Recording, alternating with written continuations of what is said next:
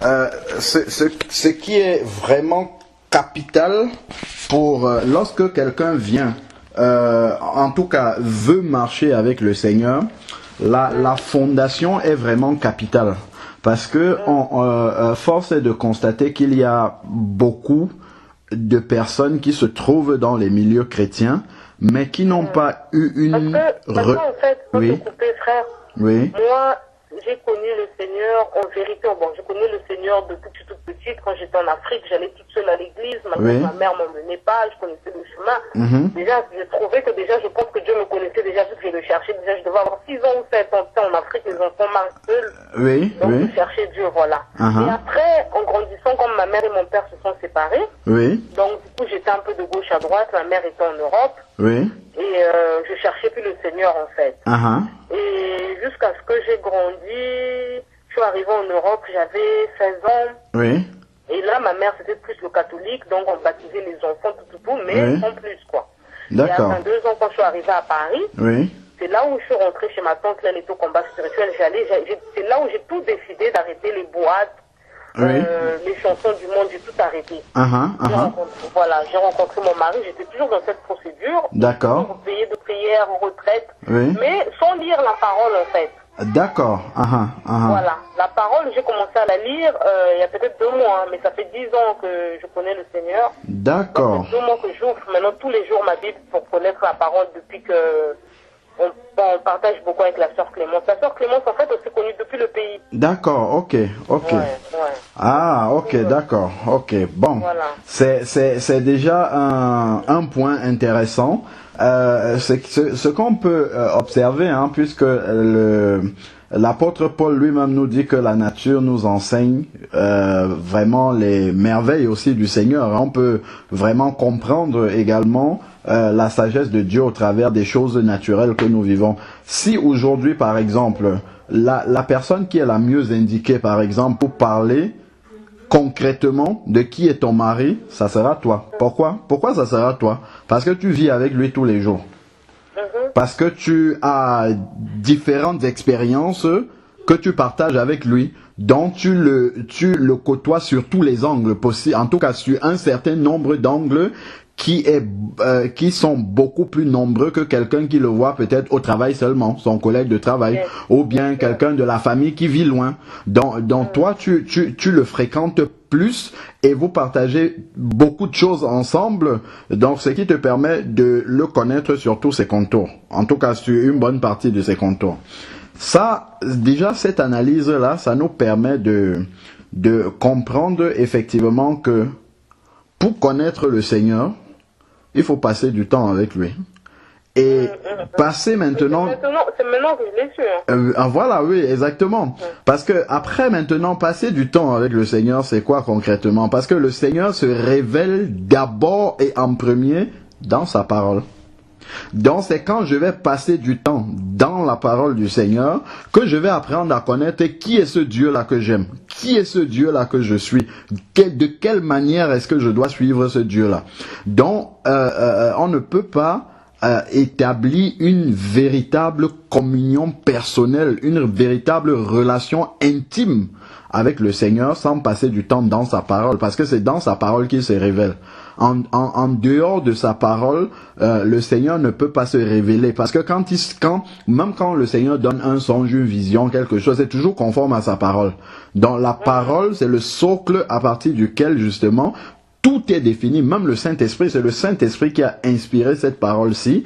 Donc, même quand le Saint-Esprit conduit quelqu'un ou a dit quelque chose ou a fait quelque chose de la part de Dieu, ça doit toujours être conforme à la parole de Dieu. Et ce qui égare justement beaucoup de personnes aujourd'hui, c'est que devant beaucoup de manifestations, on dit « Ah, c'est le Saint-Esprit qui a fait ça, c'est le Saint-Esprit. » Mais comme les gens ne savent pas ou bien négligent le fait que le Saint-Esprit ne peut agir que conformément à la parole, parce qu'il a donné d'abord la parole, il a inspiré cette parole-là pour qu'elle soit justement le garde-fou qui délimite justement l'action justement du Saint-Esprit. Donc, en dehors justement de la parole du Saint-Esprit, de Dieu, là, ce n'est plus le Saint-Esprit, c'est un autre esprit qui agit.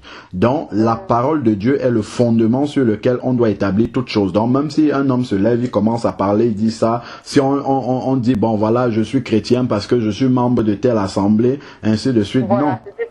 Combat spirituel, je connais Dieu. Voilà, tu vois.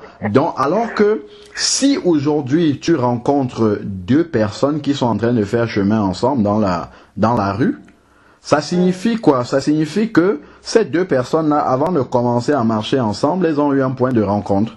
Elles se sont rencontrées quelque part et elles ont commencé à cheminer ensemble. C'est pas que subitement comme ça elles ont commencé à marcher ensemble. Non, il y a eu un point de rencontre. Elles se sont mises d'accord que bon, ok, moi je vais peut-être à 500 mètres, toi tu vas à 1 kilomètre, mais comme c'est sur le même chemin, ben on va marcher ensemble. Et là maintenant, quand on rencontre ces deux personnes-là, on sait que en fait, elles se sont rencontrées quelque part et elles se sont mises d'accord pour marcher ensemble et avancer. De la même façon, on ne peut pas être en train de marcher avec le Seigneur. J'entends marcher par, je sais pas, quelqu'un peut se lever, il commence à faire des prières, il commence à chanter des cantiques chrétiens, ainsi de suite. Et tout ça, ça peut, ou il fréquente une assemblée chrétienne, ça peut le laisser croire que, parce qu'il fait toutes ces choses-là, en fait, il est chrétien. Non, pas du tout. Non, c'est pas ça qui définit véritablement le chrétien. C'est la parole de Dieu elle-même qui définit qui est le chrétien. Et en fonction justement de ce que, du test de la manière dont la parole de Dieu dit que quelqu'un doit devenir chrétien, ce n'est que si la personne a rempli ces conditions et a expérimenté justement cette conversion-là, bibliquement, qu'on peut dire que oui, effectivement, cette personne est chrétienne. Et ce n'est pas nous qui disons, c'est la parole de Dieu qui le dit. Et on va voir un verset qui le dit très clairement, que c'est la parole qui donne le pouvoir de devenir un enfant de Dieu. Parce qu'on ne peut pas naître un enfant de Dieu, on ne peut pas être appelé enfant de Dieu parce que notre papa est enfant de Dieu, ou notre maman est enfant de Dieu, ou bien notre tante, notre nourrice, notre, je sais pas, notre tutrice est enfant de Dieu, alors nous sommes enfants de Dieu. Non, pas du tout, ça marche pas comme ça. Parce que quand tu regardes par exemple Abraham est appelé un enfant de Dieu. Isaac, qui était le fils d'Abraham, est appelé un enfant de Dieu, pas un petit-fils de Dieu, tu vois. Donc, c'est pas par rapport à son père, non. C'est parce que lui, il avait une relation personnelle avec Dieu. Abraham avait une relation personnelle avec Dieu. Jacob aussi, c'est un enfant de Dieu, alors que c'est le petit-fils d'Abraham et le fils d'Isaac, mais on va jamais dire c'est un arrière-petit-fils de Dieu ou bien un petit-fils de Dieu par rapport à Isaac ou par rapport à Abraham. Non, pas du tout. On va dire c'est simplement un fils de Dieu. Pourquoi? Parce qu'il a une relation directe personnelle avec Dieu. Donc, ce qui veut dire que effectivement, on doit avoir cette démarche personnelle-là pour rencontrer Dieu. Je vois par exemple notre fille ici, oui, elle baigne dans le milieu du Seigneur parce que c'est autour d'elle et ainsi de suite. Mais quand elle va atteindre l'âge où elle peut véritablement comprendre les choses, nous aurons l'obligation de lui annoncer le salut, de lui annoncer la parole de Dieu pour qu'elle se convertisse réellement et que justement sa relation avec le Seigneur soit une relation personnelle et non une relation qui dépend de ses parents. Donc ça c'est vraiment déjà la première chose à établir dans comment dire, c'est indispensable d'avoir cette rencontre personnelle avec le Seigneur. Donc si on prend le chapitre 3 du livre de Jean, c'est assez... J'ai ouvert, je suis sur Jean 3 et 2. Amen. Ok, c'est très bien. Jean 3 exactement rapporte justement une conversation que Jésus a eue avec un monsieur qui nous met justement clairement sur ce que nous sommes en train de dire maintenant, à savoir qu'il faut avoir cette relation personnelle là avec le Seigneur et que ça ne dépend pas de tout ce qu'on fait comme activité chrétienne ou comme activité religieuse. C'est pas ça qui définit si nous sommes enfants de Dieu ou pas. Donc, je prends le premier verset. Mais il y avait un pharisien. Donc déjà le mais. Le fait qu'il commence cette phrase-là par un mais, ça veut dire que c'est en opposition avec ce que le plus grand nombre de personnes peut penser. Donc, il dit un mais, il y avait un pharisien. Donc, les pharisiens, déjà, il faut savoir qu'en fait, c'était des personnes qui étaient très, très, très religieuses et puis très rigoriste par rapport justement à la mise en application de la loi de Dieu, la loi de Moïse en fait. C'est-à-dire que eux, ils mettaient en application non seulement les 613 commandements de la loi, parce qu'il n'y en a pas que 10, on connaît les 10 principaux, ce qu'on appelle les 10 commandements, mais en fait, quand tu lis le livre de Lévitique et Deutéronome, il y en avait 613 au total. Voilà, donc eux, ils appliquaient les 613 en tout cas à leur façon et ils en ajoutaient même encore parce qu'ils trouvaient que ce n'était pas suffisant, il fallait en faire plus que ce que le Seigneur demandait. Et donc, voilà un pharisien qui vient rencontrer Jésus et il est appelé chef des Juifs. Donc, il n'était pas seulement pharisien, mais il était un chef parmi les Juifs, c'est-à-dire qu'il jouissait d'une certaine considération, et s'il est appelé chef, ça veut dire que non seulement il mettait en application ce que les pharisiens appliquaient, mais il le faisait encore plus que les autres, parce qu'il était un de leurs chefs. Nommé Nicodème, verset 2, il vint de nuit, parce que bon, les pharisiens avaient peur qu'on les voie avec Jésus, et lui dit, Rabbi, nous savons que tu es un docteur venu de Dieu, car personne ne peut faire ces miracles que tu fais si Dieu n'est avec lui. Bon, ok. Il vient poser des questions par rapport aux miracles que Jésus fait, ainsi de suite. Regarde comment Jésus lui répond au verset 3. Jésus lui répondit, en vérité, je te le dis, si un homme ne naît de nouveau, il ne peut voir le royaume de Dieu. Ça, c'est en fait, on dirait que Jésus est hors sujet.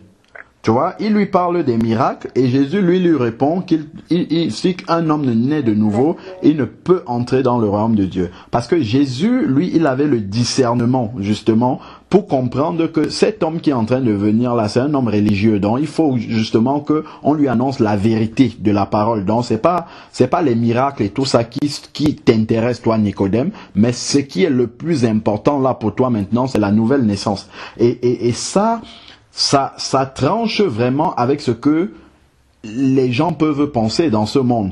Quand on voit quelqu'un passer là tous les jours, il dit je vais à l'église, on dit voilà un chrétien. Non, pas du tout. C'est pas comme ça que Dieu. C'est parce que si c'était ce que le Seigneur considère comme être chrétien, Jésus n'aurait pas parlé à Nicodème comme ça. Parce que si tu prends au verset 10 là, il est dit, Jésus lui répondit, tu es le docteur en Israël. Donc c'est quelqu'un qui enseignait la parole de Dieu et Jésus le savait. C'est pour ça que Jésus dit, tu es le docteur en Israël. Donc Jésus savait quelle est l'identité de Nicodème et c'est à ce Nicodème-là qu'il dit, tu dois naître de nouveau. Donc si tu vois les différentes personnes que Jésus a rencontrées tout au long de son ministère, il a rencontré des prostituées, il a rencontré des péagers, des scribes, des personnes de mauvaise comment dire, de mauvaises mœurs, de mauvaise mentalité. Il aurait pu dire à Zachée, oui Zachée, il faut que tu naisses de nouveau. Oui, là ça aurait été compréhensible, mais là c'est à un homme qui enseignait la parole de Dieu, Nicodème, quelqu'un qui connaissait la loi de Moïse et qui l'enseignait même à des personnes. C'est à lui que Jésus dit, il faut que tu naisses de nouveau. Donc ça nous montre déjà que ce n'est pas le fait de prier, ce n'est même pas le fait d'être baptisé bébé ou bien même grand. C'est pas ça qui fait qu'on soit chrétien. C'est pas le fait de donner tout son argent à l'église, comme on dit, ou bien toutes ces œuvres-là, tout ça, ça ne fait pas de nous des enfants de Dieu. C'est pas parce que quelqu'un prie, ou qu'il chante des cantiques chrétiens, ou qu'il va à des réunions chrétiennes, c'est pas ça qui fait qu'il soit un enfant de Dieu. Parce que pour devenir un enfant de Dieu, il faut naître de nouveau, comme Jésus est en train de dire à Nicodème. Verset 4, Nicodème lui dit, comment un homme peut-il naître quand il est vieux? Voilà, donc déjà on voit tout de suite que la pensée de Nicodème est humaine. Alors que Jésus lui parle un langage spirituel. Quand il parle de naître de nouveau, c'est pas une naissance physique, mais c'est une naissance spirituelle. Et Nicodème ne comprend pas ce langage-là. Donc déjà, on peut discerner une première chose, c'est que Nicodème n'a pas le Saint-Esprit. Or, le gage justement, le témoignage que quelqu'un est véritablement né de nouveau, qu'il est converti, c'est qu'il a le Saint-Esprit. Donc voilà déjà quelque chose qui nous montre clairement que Nicodème n'a pas le Saint-Esprit. Parce que s'il avait le Saint-Esprit, il comprendrait le langage de Jésus. Mais le Saint-Esprit qui est l'équipement qui permet de recevoir justement le langage spirituel. L'apôtre Paul va dire que l'homme naturel ou l'homme charnel ne peut pas recevoir les choses de l'esprit. Voilà pourquoi nous qui sommes des enfants de Dieu, on aura beau parler notre langage qu'on comprend entre nous enfants de Dieu, à des personnes qui ne sont pas converties, elles ne comprendront pas. Et c'est très normal, c'est logique parce qu'elles n'ont pas l'esprit de Dieu. Alors, donc ici, Nicodème lui dit, comment un homme peut-il naître quand il est vieux? Peut-il encore une seconde fois entrer dans le sein de sa mère et naître? Donc il montre vraiment qu'il est là dans un langage complètement humain, charnel, terrestre. Et Jésus lui répondit, en vérité, en vérité. Donc quand Jésus se répète comme ça, en vérité, c'est amen, amen. Qu'il en soit ainsi, qu'il en soit ainsi. En général, quand Jésus utilise cette expression-là, c'est que les vérités qui vont suivre ces deux expressions-là sont fondamentales pour le salut des êtres humains. Et il dit, en vérité, je te le dis, si un homme ne naît d'eau et d'esprit. Donc là maintenant, il va un pas plus loin pour expliquer c'est quoi naître de nouveau. Parce que premièrement au verset 3, il a parlé de naître de nouveau. Et maintenant au verset 5, il parle de naître d'eau et d'esprit. Donc là maintenant, il explique un peu plus à Nicodème c'est quoi naître de nouveau. Et il dit maintenant, il ne peut entrer dans le royaume des cieux. Tu vois déjà au verset 3 là-bas, il avait dit il ne peut voir le royaume des cieux. C'est-à-dire que quelqu'un qui est religieux, qui n'est pas né de nouveau, il aura beau faire les prières, il aura beau chanter des cantiques chrétiens, il aura beau aller dans les assemblées chrétiennes, donner tout son argent aux pauvres s'il veut tout ça. Mais s'il n'est pas né de nouveau, il ne peut même pas voir le royaume de Dieu à distance. Les actions ne comptent pas, quoi. Non, pas du tout. C'est-à-dire qu'il n'est même pas sur le chemin du ciel. Celui qui fait ça, qui n'est pas né de nouveau, c'est ce que Jésus lui dit, il ne peut voir le royaume de Dieu. Donc il n'est même pas encore sur le chemin. Donc, verset 6 maintenant, ce qui est né de la chair est chair, et ce qui est né de l'esprit est esprit. Donc ça veut dire tout simplement que le fait que je sois né de mes parents, je suis né selon la volonté de la chair, parce que mes parents, à un moment donné, ont décidé de faire un enfant et je suis venu au monde. Voilà, ça c'est la volonté de la chair. Mais maintenant, c'est pas cette relation charnelle-là qui m'unit avec mes parents qui va faire que je sois un enfant de Dieu parce que eux ils sont enfants de Dieu. Pas du tout. Du tout. Mais il dit ce qui est esprit. Donc il va falloir que moi aussi, j'ai mon parcours au travers duquel une expérience qui me permet de naître de l'esprit, naître de nouveau, et pour devenir véritablement un enfant de Dieu. Alors, il dit, ne t'étonne pas que je t'ai dit qu'il faut que vous naissiez de nouveau. Donc, il faut, c'est une nécessité, c'est une condition indispensable. Et après, au verset 8, il dit, le vent souffle comme il veut, et tu entends le bruit, mais tu ne sais d'où il vient, ni où il va. Lorsque tu regardes le vent, en réalité, tu l'entends souffler, mais tu ne le vois pas, tu ne peux pas toucher le vent. C'est la même chose quand quelqu'un est né de nouveau. En réalité, tu ne vois pas la nouvelle naissance se produire parce que c'est quelque chose de spirituel. Ça se produit sans que personne ne le voit manifestement, que personne ne peut le toucher, palper la nouvelle naissance, pas du tout. Mais par contre, celui qui est né de nouveau, la transformation dans sa vie va être apparente pour ceux qui sont à côté. De la même manière que le vent, on ne le voit pas, mais on ressent les effets. Donc si l'air commence à souffler dans ta chambre, tu vas voir si tu as des robes qui sont là, vont commencer à bouger dans tous les sens, ainsi de suite. Tu sais que l'air souffle dans la pièce où tu es. Donc de la même façon, celui qui est né de nouveau, les gens qui sont autour de lui doivent observer ce changement-là et dire que ça, il y a quelque chose qui s'est passé dans sa vie. Nicodème reprit la parole, verset 9. Comment cela peut-il se faire? Jésus lui répondit, tu es le docteur en Israël et tu ne sais pas cela. En vérité, je te le dis, nous disons ce que nous savons. Donc ceux qui sont nés de l'esprit parlent ce langage-là et ils se comprennent, alors que ceux qui ne sont pas nés de l'esprit ne comprennent pas ce langage-là. Donc déjà, à ce stade-ci, ça nous permet de comprendre que c'est pas les actes religieux qui font en sorte qu'on devienne un enfant de Dieu. Bon, maintenant, on va évoluer un peu plus loin pour comprendre concrètement c'est quoi la nouvelle naissance, comment est-ce qu'on rencontre le Seigneur personnellement, comment est-ce qu'on devient un enfant de Dieu. Parce que, en fait, comme on a établi là, ce qui est chair est chair, ce qui est esprit est esprit, donc on ne naît pas un enfant de Dieu, on le devient. Donc, et il y a un processus pour devenir un enfant de Dieu. Et ça, si tu prends Acte 2, verset 37, c'est ce que Pierre explique. Le jour de la Pentecôte. Acte 2, c'est après le livre de Jean, exactement. Acte 2, verset... Je commence à connaître un peu depuis que... Ah, ben gloire à Dieu, c'est bien. Ça va venir au fur et à mesure, tu vas voir. Plus justement, tu vas te plonger... Oui, oui. Verset 37. Voilà. Donc, pour juste réexpliquer le contexte dans lequel ces versets-ci sont donnés, en fait, il est dit que le jour de la Pentecôte, Pierre, en fait, a prêché sur la résurrection de Jésus. Il a dit comment les Juifs qui étaient là à ce moment-là, comment ils ont fait en sorte que Jésus soit crucifié. Hein.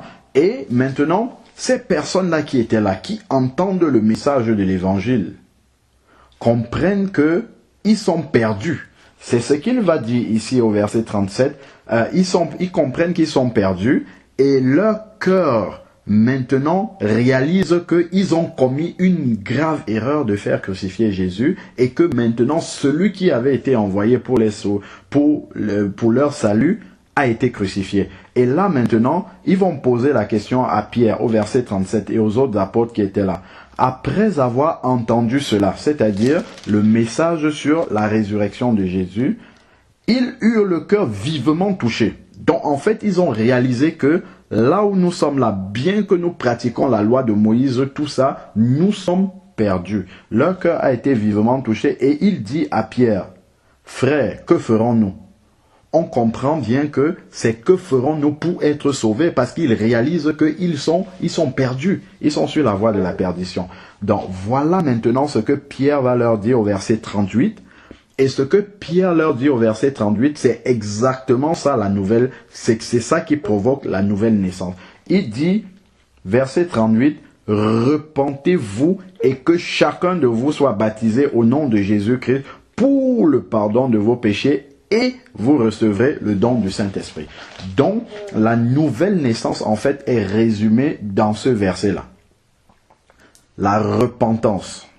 Donc, la première chose d'abord, pour arriver à la nouvelle naissance, telle que ces personnes-là qui étaient présentes le jour de la Pentecôte l'ont vécu, c'est de réaliser qu'on est un pécheur perdu. Donc, peu importe... Il y en a, ils n'ont pas besoin d'être baptisés, par exemple, d'eau, mais ils sont baptisés, par exemple, du baptême du Saint-Esprit. Bon, on va arriver dans ces cas-là. Ça, ce sont des cas exceptionnels. Donc, on va d'abord expliquer la nouvelle naissance. Pour l'instant, je ne parle même pas encore du baptême.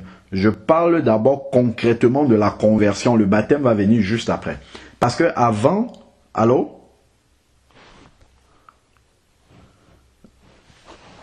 Donc, je disais en fait que on va arriver sur le baptême après. Parce que avant de recevoir le baptême, il faut qu'il y ait la conversion et la naissance nouvelle. Parce que le baptême, en fait, n'est que la matérialisation extérieure de ce qui s'est produit dans le cœur par la nouvelle naissance. On ne peut même pas parler de baptême et tout ça s'il n'y a pas de nouvelle naissance. Ça n'a pas de sens. Si la personne n'est pas née, n'est pas régénérée véritablement, ne s'est pas repentie sincèrement de ses péchés, on aura beau baptiser la personne par immersion ou par n'importe ça n'aura aucune signification. Donc c'est pour ça qu'on va d'abord rester. Maintenant, avant de parler du baptême et tout le reste, entrons concrètement dans la nouvelle naissance. Il a dit là, repentez-vous et que chacun de vous soit baptisé. Donc déjà, le point principal pour arriver à la nouvelle naissance, c'est de reconnaître qu'on est un pécheur et perdu, quelles que soient les bonnes œuvres que nous faisons, quels que soient les actes religieux que nous... Même si déjà, par exemple, moi, bon, après le combat spirituel, oui, j'ai eu un cas, enfin, un peu grave d'adultère. oui, qui m'a poussé à prendre tous mes clics et claques, les enfants, venir en Angleterre. oui, Et après, mon mari m'a rejoint, bon, on s'est expliqué, il y a eu le pardon, tout ça. oui. Et Déjà, concernant le premier pas, déjà vers le Seigneur, on a dit, c'est de réaliser qu'on est pécheur et perdu. Donc si tu prends par exemple Romains chapitre 3, verset 10, il est dit qu'il n'y a pas de juste sur la terre, pas même un seul. Donc personne ne peut gagner le salut par sa propre justice. Si tu évolues un peu plus loin et tu prends Romains toujours chapitre 3 au verset 23, il est dit que tous ont péché, donc tous les hommes sur la terre sans aucune exception sont pécheurs et donc par conséquent sont privés de la gloire de Dieu, c'est-à-dire quoi? Ils ne peuvent pas passer l'éternité auprès du Seigneur. Et ça c'est rappelé encore dans le chapitre 6 de Romains au verset 23 où il est dit car le salaire du péché, donc pas des péchés mais du péché, un seul péché suffit pour passer l'éternité en enfer. Pourquoi? Parce que Dieu est parfaitement saint. Donc, comme Dieu est saint, le ciel aussi dans lequel il habite est totalement saint. Donc, s'il accepte que un seul pécheur entre dans le ciel avec un péché, ça veut dire que le ciel ne sera plus saint à cause de ce péché-là qui sera entré là-bas. Donc, voilà pourquoi toutes les personnes qui doivent aller au ciel doivent être totalement saintes. Or, il n'y en a pas sur la terre. Donc, c'est pour ça que nous avons impérativement besoin justement de recevoir Jésus dans notre vie pour que Jésus, lui, nous donne sa justice, sa sainteté à lui. Et c'est sa sainteté à lui, une fois que nous l'aurons revêtu, que nous pourrons entrer dans le ciel, non en vertu de nos propres mérites, mais parce que Jésus, lui, nous a donné sa sainteté. Mais avant que Jésus ne nous donne sa sainteté, il y a un travail qui doit se faire en nous. Et c'est ce travail de repentance-là. Alors maintenant, la définition de la repentance. Parce que la Bible nous dit qu'il y a plus de joie dans le ciel pour un pécheur, non pas qui vient à Dieu, mais un pécheur qui se repent. Donc c'est vraiment la repentance qui est la clé même de la conversion. Je vais donner 2 versets qui permettent d'appuyer ça. Regarde, si nous sommes dans Acte là. Si tu regardes Acte 3, verset 19, qu'est-ce qu'il est dit? Il est dit, repentez-vous donc et convertissez-vous pour le pardon de vos péchés. Donc tu vois, avant de se convertir, c'est-à-dire avant d'accepter Jésus comme Seigneur et Sauveur, il faut d'abord au préalable qu'il y ait la repentance. Si on prend encore Acte 26, c'est l'apôtre Paul qui parlait de... Oui, Acte 26, qui parlait devant le roi Agrippa. L'apôtre Paul, et il dit justement comment il a prêché. Acte 26, verset 19. Il dit, en conséquence, roi Agrippa, je n'ai pas désobéi à la vision céleste, mais à ceux de Damas d'abord, puis à ceux de Jérusalem, dans tout le pays de Judée, puis aux païens, j'ai annoncé d'abord la repentance et ensuite la conversion avec la pratique des œuvres dignes de la repentance. Donc tu vois, il y a d'abord la repentance, ensuite la conversion, c'est-à-dire accepter Jésus comme Seigneur et Sauveur, et après marcher maintenant dans la vérité et pratiquer les œuvres dignes de la repentance, c'est-à-dire une manière de vivre le changement de vie qui montre et qui atteste vraiment qu'on s'est repenti de ses péchés. Bon, maintenant la définition même de la repentance, concrètement, il y en a plusieurs dans la parole de Dieu, mais là on va prendre dans Proverbe 28. Prenons Proverbe chapitre 28.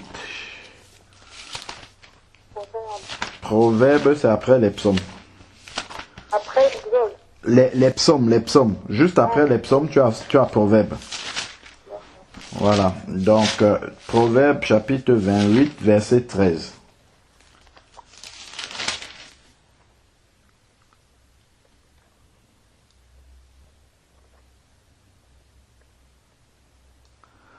Proverbe, tu as trouvé? Oui, ici dans Proverbe 27, 28. Voilà, 28, verset 13. Verset 13.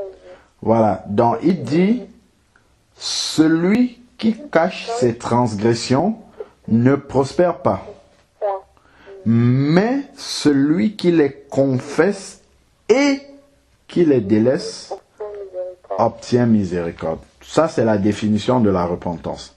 C'est-à-dire, celui qui confesse ses fautes et qui les délaisse. Donc, c'est pas simplement de dire, Seigneur, j'ai fait telle chose, je reconnais que c'est pas bien devant toi et je m'arrête là.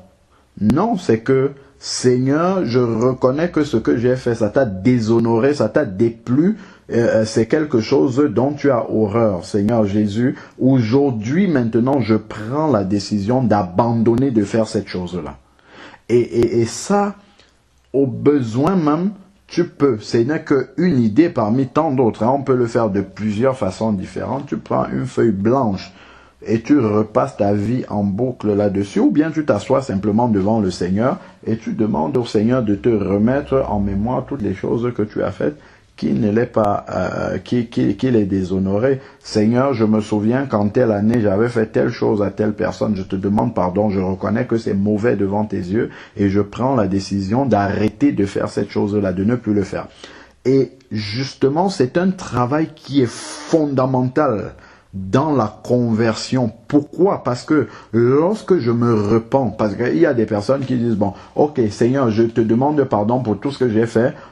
Amen. Terminé, c'est ça, sa repentance. Non, la repentance doit être beaucoup plus profonde que cela, parce que c'est la repentance qui est la fondation même de la vie chrétienne.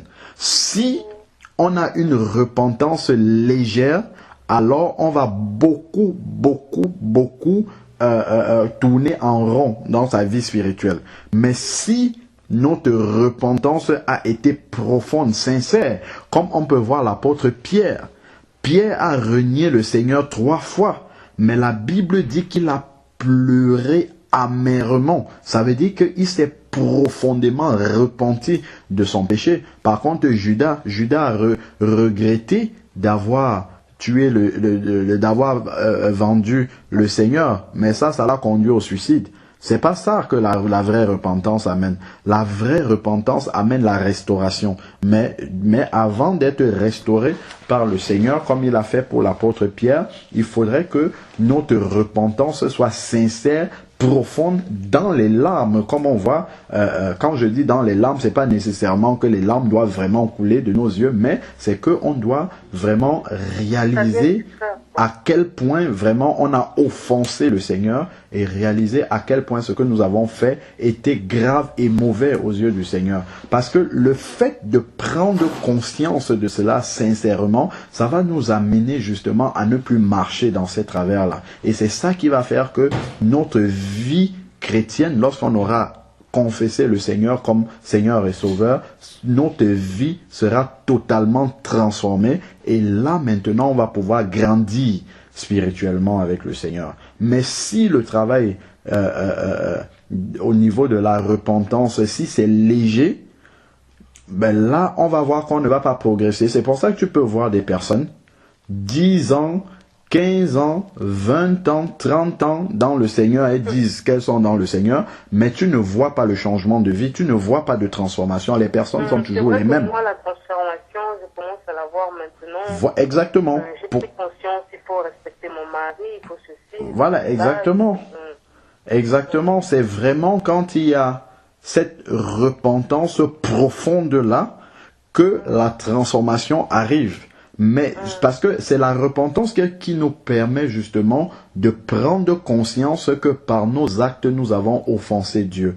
Par nos actes, nous avons crucifié encore Jésus alors qu'il a déjà été crucifié. Parce que Jésus, s'il est mort pour nos péchés, ça veut dire que chaque fois qu'on agit mal, c'est comme si on recrucifiait à nouveau le Seigneur. Donc le temps qu'on passe vraiment à réaliser tous nos péchés, toutes nos fautes, c'est ce temps-là vraiment que c'est en ce moment-là que on réalise véritablement que ça a déplu au Seigneur et on décide d'abandonner. Puisque maintenant on veut être des enfants de Dieu, donc on ne peut pas marcher dans la désobéissance. Si on dit qu'on veut être des enfants de Dieu et surtout que nous acceptons Jésus comme Seigneur, c'est-à-dire que désormais nous allons soumettre notre volonté à la sienne et la volonté du Seigneur est donnée dans sa parole. Donc nous allons nous soumettre à la parole de Dieu.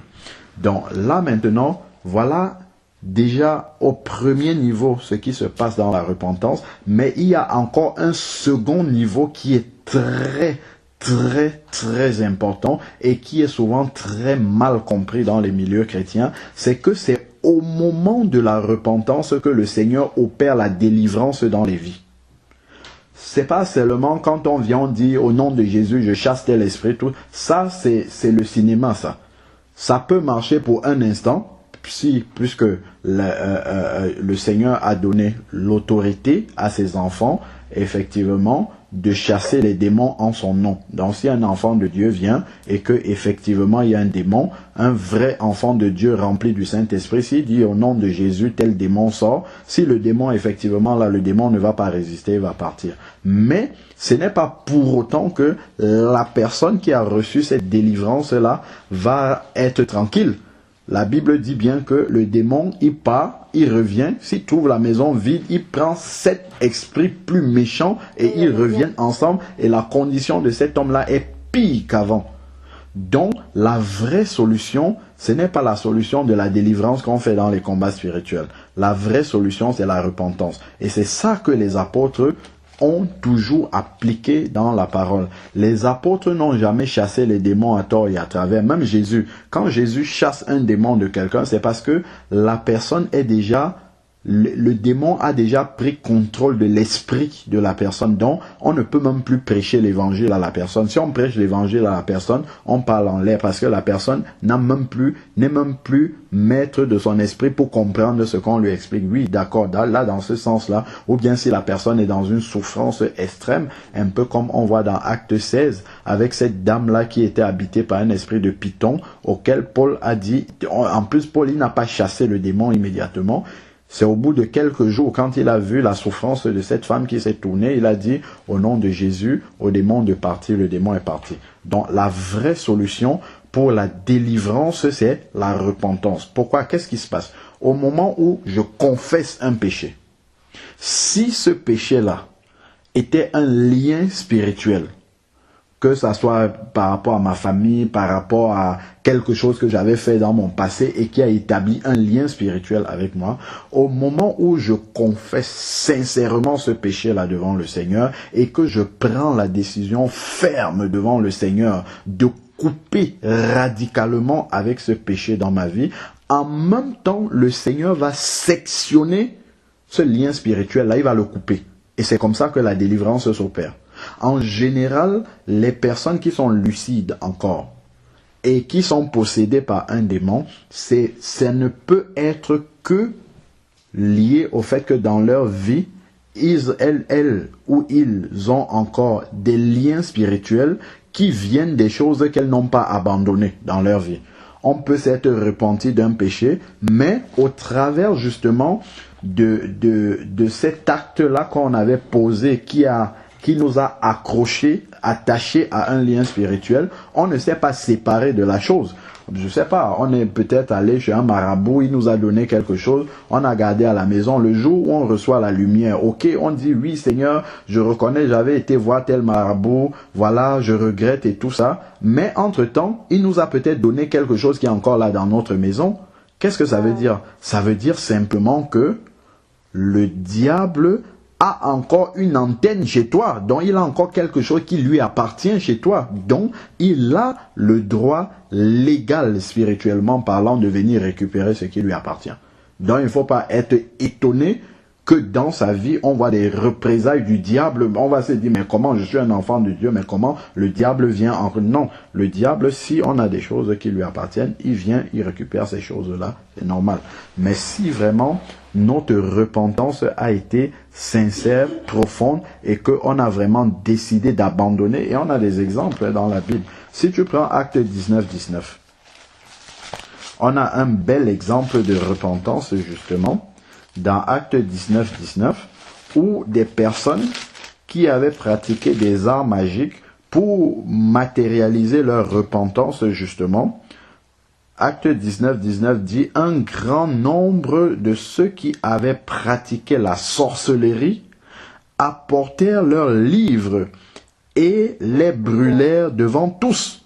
Et on en calcula la valeur et l'on trouva pour 50 000 pièces d'argent, ce qui représentait une somme très importante pour justement la monnaie de cette époque-là. Donc ça veut dire en fait c'est des personnes qui avaient décidé vraiment de se tourner totalement vers le Seigneur en rejetant tout ce qui était justement des pratiques occultes. Et ça, ils l'ont fait officiellement, donc ils n'ont pas gardé ces objets-là chez eux. Si on regarde encore dans 1 Thessaloniciens 1 au verset 9, les Thessaloniciens, justement, ils ont eu aussi cette belle conversion-là, où ils se sont détournés totalement de ce qui était de leur pratique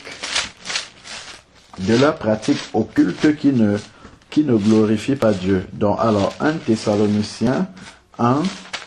Thessaloniciens, c'est juste après. Alors, oui, attends, tu as Colossiens avant, tu as Éphésiens, tu as Romains, après tu as les Corinthiens. Voilà, tu as trouvé Colossiens? C'est juste derrière. Après les Colossiens, c'est juste après. Ah non, j'ai Corinthiens, moi. Après Corinthiens, avance encore, tu vas trouver Galates, tu avances encore. Galates, Éphésiens, tu avances Philippiens, avance encore Colossiens et puis Thessaloniciens. Ne va pas jusqu'à Hébreu. Hein. C'est juste après Philippiens, tu as Colossiens, après Thessaloniciens. Thessaloniciens combien? 1, chapitre 1, verset 9. Voilà, il dit, on raconte à votre sujet quel accès nous avons eu auprès de vous et comment vous vous êtes convertis à Dieu. Pas convertis à une église, à une religion, à un mouvement, non. À une dénomination, non, pas du tout. C'est converti à Dieu. Donc c'est Dieu qui devient notre chef. Si on dit on s'est converti à Dieu, ça veut dire qu'on a pris la décision de se soumettre désormais à Dieu. Donc alors, vous êtes convertis à Dieu. De quelle façon est-ce qu'ils se sont convertis à Dieu? En vous détournant de vos idoles pour servir le Dieu vivant et vrai.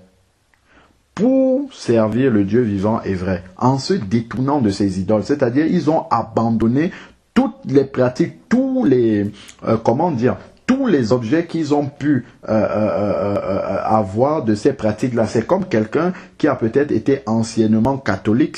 Il accède à la vérité, il ne doit rien garder du catholicisme chez lui. Il doit jeter toutes les statues de Marie, toutes les eaux bénies qu'on a pu lui donner. Toutes ces choses-là, il doit vider sa maison de ça.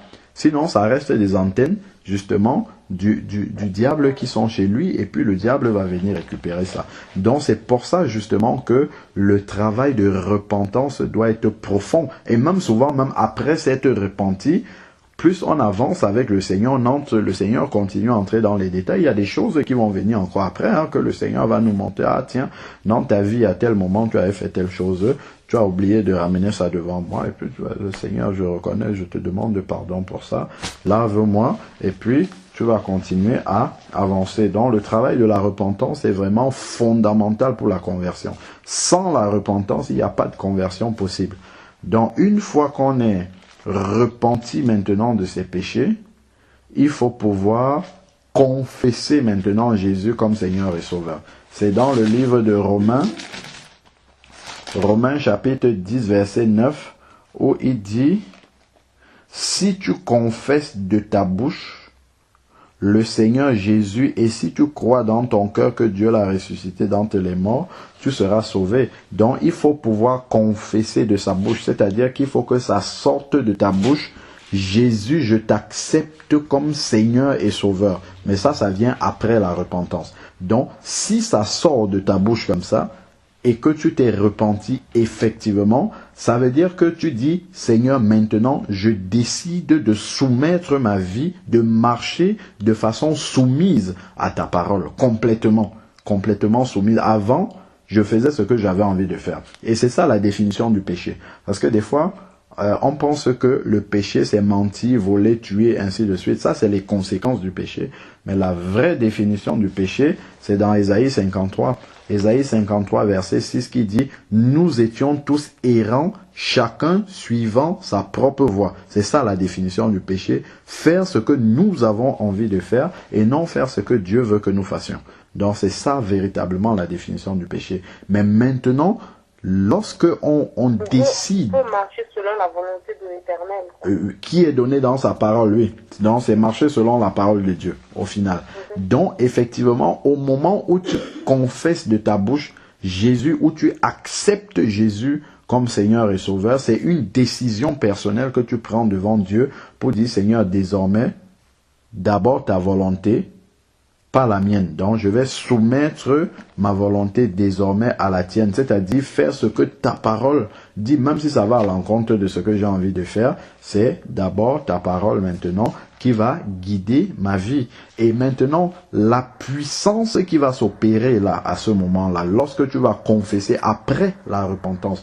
Pourquoi après la repentance? Parce que quand tu vas confesser Jésus comme Seigneur et Sauveur, il y a quelque chose qui va se passer en puissance, en fait, et c'est spirituel, c'est que l'Esprit de Dieu va venir maintenant habiter en toi. Pour que l'Esprit de Dieu vienne habiter en toi, l'Esprit de Dieu, c'est le Saint-Esprit. Comme son nom l'indique, il est parfaitement saint. Or, l'Esprit Saint ne peut pas venir habiter dans un endroit souillé. C'est pas possible. Donc, c'est pour ça qu'il y a besoin de cette repentance-là. Donc, quand tu te repens de tes péchés, ça a pour effet de nettoyer ton cœur. Et puisque maintenant, c'est dans ce corps-là que l'Esprit de Dieu va venir habiter, il faut qu'il soit propre. D'abord le cœur, puisque c'est le cœur qui est le siège de la pensée, des émotions, des sentiments, de tout ce qu'il y a de mauvais dans l'être humain. C'est là dans le cœur, il faut que ça soit nettoyé d'abord. Et quand c'est nettoyé comme ça complètement, pendant la repentance, là maintenant l'Esprit de Dieu peut venir se poser. Et quand l'Esprit de Dieu vient se poser, c'est encore une deuxième chose qui montre qu'aucun autre esprit ne peut plus rester là-dedans. Si l'Esprit de Dieu vient se mettre quelque part, s'il y avait un esprit autre, c'est-à-dire un démon, comme on le dit souvent, le démon doit automatiquement partir. Parce que 2 Corinthiens 6, à partir du verset 14 et suivant, nous disent bien que l'Esprit de Dieu ne peut pas cohabiter avec un autre esprit. Mais avant ça, il faut qu'il y ait une sincère repentance. Pourquoi on voit souvent dans certains milieux chrétiens, notamment le combat spirituel dont tu parlais, pourquoi là-bas quand on chasse les démons, tu vois des personnes qui disent qu'elles sont chrétiennes, qui tombent, qui s'enroulent, on entend les démons parler et tout, c'est parce qu'elles ne se sont jamais repenties. Jamais. Elles viennent là dans les assemblées, tout ça. Et on fait ça tout le temps. Oui, oui, c'est normal. On peut faire ça toute la vie, ça ne va pas changer. Pourquoi? Parce que les gens, ils sont là, après ils vont voir les marabouts, ou même s'ils ne vont plus voir les marabouts, ils ont consulté les marabouts et ils ont encore tous ces trucs-là chez eux. Et ils vont... Pour nous, les Africains, souvent, on continue à pratiquer les traditions, on va au village, on fait les danses traditionnelles, toutes ces choses-là, c'est ça qui maintient des liens, justement, des liens spirituels qu'il faut couper. Et pour couper ça, c'est abandonner. Comment? Les liens peuvent venir aussi de son. Dans le son, il y a déjà eu des alliances par la famille. Oui, mais ce qu'il faut comprendre, c'est que au moment de la conversion, si quelqu'un s'est sincèrement converti, en se repentant complètement de ses péchés, tu as lu... Il y a aussi la malédiction familiale, par exemple, les grands-parents... Oui, voilà, ok, ça c'est très bien, c'est une très bonne question. Les malédictions ancestrales, les liens qui viennent de famille et tout ça. Au moment de la conversion, c'est pour ça que je disais que la vraie solution, ce n'est pas de chasser les démons là ou bien couper les liens ancestraux, dire je coupe les liens de la deuxième génération, troisième. Tout ça, c'est du folklore, ça. Ça, c'est le folklore. On ne voit jamais ça dans la parole de Dieu. Et je vais te donner des exemples très précis. Hein. C'est des exemples qui nous montrent que les apôtres n'ont jamais fait ça. Ça, ce sont des inventions des êtres humains. C'est pas dans la parole de Dieu. Donc, c'est la vraie conversion. Parce que qu'est-ce que les apôtres... On a lu les versets là, l'apôtre Paul qui disait « J'ai prêché la repentance, la conversion, ainsi de suite ». Les apôtres allaient à la racine même du problème. Parce que la racine même du problème, c'est la conversion. C'est le cœur de l'être humain qui doit changer. C'est pas tout ce qu'il y a autour là, oui, les liens sont venus faire ça. Même si le cœur change, mais les trucs ancestraux là. Je vais expliquer ça avec la parole. Ne t'inquiète pas, on va entrer là-dedans. J'explique d'abord de façon générale. Les liens ancestraux, qu'est-ce qui se passe? Lorsque je nais de mes parents automatiquement me communiquent s'ils ne sont pas chrétiens surtout, ils me communiquent ce qu'ils ont reçu d'avant. Et on peut lire ça dans Romains 5, verset 12. Allons dans Romains 5, verset 12. Romains 5, verset 12. Je commence vraiment à découvrir la parole, quoi. Voilà. Romains 5, verset 12 dit... Tu as trouvé? Non, attends. Oui, dans Romains, c'est après les actes. Romains 5, verset 12. Je suis à 10, là. Oui, avance, 2 versets. Romains, chapitre 5, verset 12. Verset 11.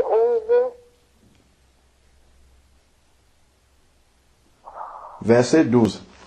Tu vois, Romains 5, verset 12. 11, mais je ne vois pas le 12.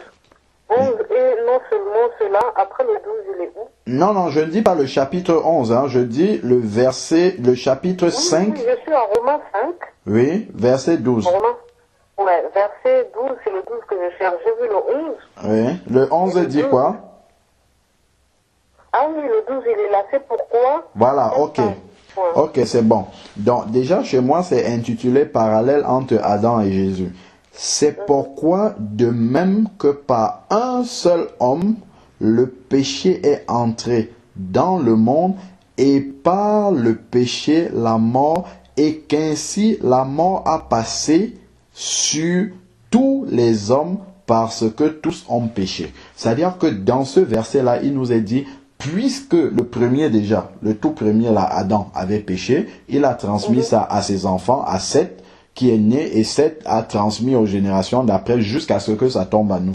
Donc, si nos parents ont commis des péchés et tout ça, les malédictions qui retombaient sur eux tombent, comme le Seigneur a dit, punis jusqu'à la 1000e génération, ainsi de suite. Ça arrive jusqu'à nous naturellement. Ce verset-ci nous explique bien que ça remonte depuis l'origine jusqu'à nous. Mais maintenant, qu'est-ce qui se passe au moment de la conversion? Ce que Jésus a dit à Nicodème, il a dit ce qui est chair est chair, ce qui est esprit est esprit. C'est-à-dire que, étant né de la chair, né de mes parents, j'hérite tout leur patrimoine de liens spirituels automatiquement. Ça, c'est lié à la chair parce que je suis né charnellement de mes parents. Maintenant, lorsque je vais naître de l'esprit, il dit bien ce qui est esprit, ce qui est chair. Donc, il va avoir un détachement, en fait. C'est pour ça que la nouvelle naissance, d'abord, il faut d'abord la mort de l'ancienne personne.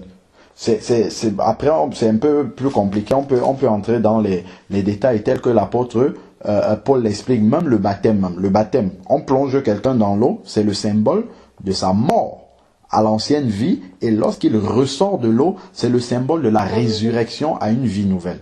Donc, il faut d'abord enterrer le vieil homme, comme on dit, enterrer l'homme passé. Et c'est pendant la repentance, là justement, que l'enterrement de l'homme d'avant se fait. Donc, Dieu coupe en même temps les liens spirituels lorsque on est en train de se repentir. En sorte que lorsqu'on va naître de l'esprit, naître de nouveau, cet être-là est complètement nouveau. Et si tu prends 2 Corinthiens 5, verset 17, il est dit, si quelqu'un est en Christ, il est une nouvelle créature. Et dans le texte grec, c'est il est une nouvelle création. Les choses anciennes. Voilà. Si quelqu'un est né en Christ, il est une nouvelle création. Oui, donc, Alors, dans 2 Corinthiens 5, 17, je vais lire exactement ce que le verset dit. Si quelqu'un est en Christ, donc quelqu'un qui est converti, il est une nouvelle créature. Les choses anciennes sont passées et voici toutes. Il ne dit pas certaines choses. Il dit toutes choses sont devenues nouvelles. Est-ce que tu comprends ça? Si quelqu'un naît de nouveau, naît de Dieu, et il continue à avoir des liens spirituels de sa famille, ça veut dire que on doit enlever toutes choses. On doit dire certaines choses. Mais ici, c'est dit... c'est pas bien fait. Voilà, exactement, c'est tout. C'est la seule explication. La seule explication, si quelqu'un garde encore des liens ancestraux familiales qui restent en lui, si c'est vrai, hein, parce que il ne faut pas aussi négliger le fait que lorsque quelqu'un se convertit, le malin va venir essayer de te faire croire des choses. Et si tu crois ce qu'il te dit, c'est là où il va t'avoir. Parce que on a des versets... Oui, ça c'est sûr. Bon, regarde, si tu regardes, j'ai compris ce que tu as dit, hein, je comprends très bien ce que tu dis. Si tu regardes Romains 8, verset 1, il est dit, il n'y a donc maintenant, c'est conjugué au présent, c'est pas au futur, c'est pas au passé, c'est maintenant, donc c'est une action continue. Tant que je suis un enfant de Dieu, il n'y a donc maintenant aucune condamnation pour ceux qui sont en Christ, qui marchent non selon la chair, mais selon l'esprit. Donc, en fait, ça, c'est un verset qu'on doit renvoyer au malin, répondre au malin lorsqu'il vient nous séduire en nous disant, voilà, tu n'as pas changé, tu étais telle personne, tu faisais telle chose. Je vais lui dire maintenant, sache que Jésus a cloué l'acte qui me condamnait, comme dit Colossiens 2, verset 15. Il a cloué 14 et 15. Il a cloué l'acte qui me condamnait et maintenant il n'y a plus aucune condamnation dans ma vie parce que je suis devenu un enfant de Dieu et je marche dans l'obéissance. Donc ça, quand je dis si le malin vient nous dire, c'est pas que le diable va venir se mettre en personne devant nous pour dire je suis le diable et puis je te dis ça. Non, c'est que le diable va parler au travers des personnes qui sont autour de nous. C'est comme ça qu'on va savoir que là il est en train de nous parler et nous... Je sais pas, c'était hier, j'étais en train de lire, je ne sais pas bien les versets. Oui. Je suis tombée sur un verset où on disait les enfants de Dieu, si je retiens bien, les enfants de Dieu auront leurs ennemis dans leur propre maison. Oui, si, ça c'est dans Matthieu 10. Matthieu 10 dit que l'homme aura pour ennemi les gens de sa maison. Ça, voilà. Ça c'est quelque chose qu'une fois qu'on le sait, on a identifié et maintenant on ne va pas combattre ça, on va simplement prier. Attends, je vais te trouver exactement le verset. C'est dans Matthieu 10.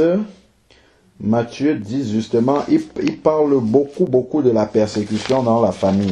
Matthieu 10 à partir du verset 24 et suivant là. Donc là où il dit la belle-mère aura pour ennemi le beau-fils, alors...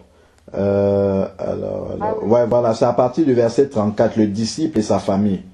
Ne pensez pas que je sois venu apporter la paix, tout ça, ainsi de suite. Après, quiconque me reçoit, alors... Parce que c'est vraiment ce que je vis, quoi. Oui, non, ça voilà, c'est au verset 36.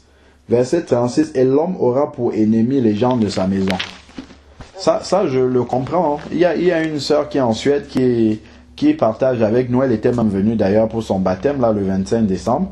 C'est une sœur qui subit les mêmes persécutions, là. Tu n'as même pas encore dit ce que tu vas dire. C'est exactement la même chose.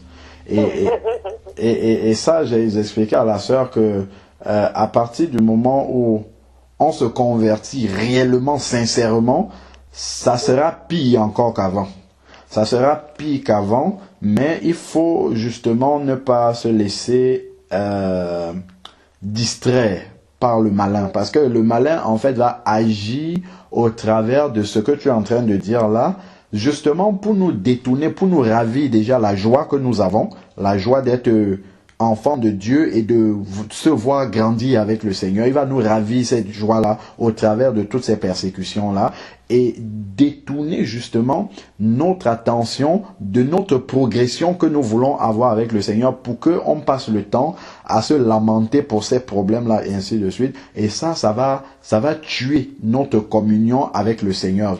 Ça va avoir un impact négatif dans notre communion avec le Seigneur. Donc voilà encore une des ruses que le malin utilise. Ça ne veut pas dire que c'est un problème, ce n'est pas un problème concret. Non, c'est un problème concret, mais il ne faudrait pas que, en fait, que tu te laisses influencer par ça ou bien que tu commences à combattre une personne. Tu sais en fait que c'est un esprit qu'il y a derrière. Comme la Bible dit dans Éphésiens 6, nous ne combattons pas contre la chair et le sang, mais contre les esprits et les principautés dans les lieux célestes. Donc en fait, c'est un esprit qui voit que maintenant tu es une lumière, tu es un enfant de Dieu parce que maintenant tu as donné ta vie au Seigneur et que maintenant le Seigneur va commencer un travail profond dans ta vie qui peut influencer justement ceux qui sont autour de toi. Et donc maintenant, il va retourner ceux qui sont autour de toi contre toi pour empêcher que cette lumière-là puisse continuer à grandir au point d'éclairer ces autres-là pour qu'ils sortent des griffes du malin. Donc voilà comment il va agir. Donc maintenant que nous avons le discernement et nous avons compris par l'Esprit de Dieu que c'est comme ça que le malin agit, qu'est-ce que nous allons faire? Nous n'allons pas nous lamenter là-dessus. Nous n'allons pas commencer à combattre contre une personne physique qui est devant nous. Non, dans la prière, on va dire, Seigneur, je sais que l'autre est en train d'essayer de me mettre les pièges sur mon chemin au travers de cette personne-là qui est à côté de moi, mais je ne vais pas tomber là-dedans. Je vais prier pour cette personne-là. Et comme Jésus a répondu au malin par la parole, c'est dans Matthieu 4, dans le désert, par la parole, donc à chaque fois qu'on entend quelque chose comme ça qui revient par rapport à notre passé, par rapport aux choses qu'on peut faire, ainsi de suite, si ce n'est pas la vérité, qu'on fait simplement la parole de Dieu. Si tu as l'occasion, Seigneur, ce que je viens d'entendre de là, ça, c'est pas ce que toi tu dis de moi. Ce que toi tu dis de moi, c'est Romains 8, 1, c'est qu'il n'y a plus de condamnation pour moi dans ce que je suis en train d'entendre, mais c'est pas grave. Je continue à avancer et tu demeures dans la prière. C'est vrai, toutes ces persécutions-là vont venir, comme le Seigneur lui-même a été persécuté par ses proches, par son propre peuple même qu'il a rejeté. Donc, et Matthieu 10 dit que le disciple, au verset 24, le disciple est appelé justement à passer par le même chemin que son maître. Donc voilà un peu comment toutes ces persécutions, c'est pas étrange, hein, parce que justement le malin va toucher aux cordes sensibles pour nous faire tomber. Et les cordes sensibles, c'est souvent les personnes qui sont les plus proches de nous. Parce que quand ces personnes qui sont les plus proches de nous nous persécutent, ça nous fait très mal. Ça nous fait vraiment mal.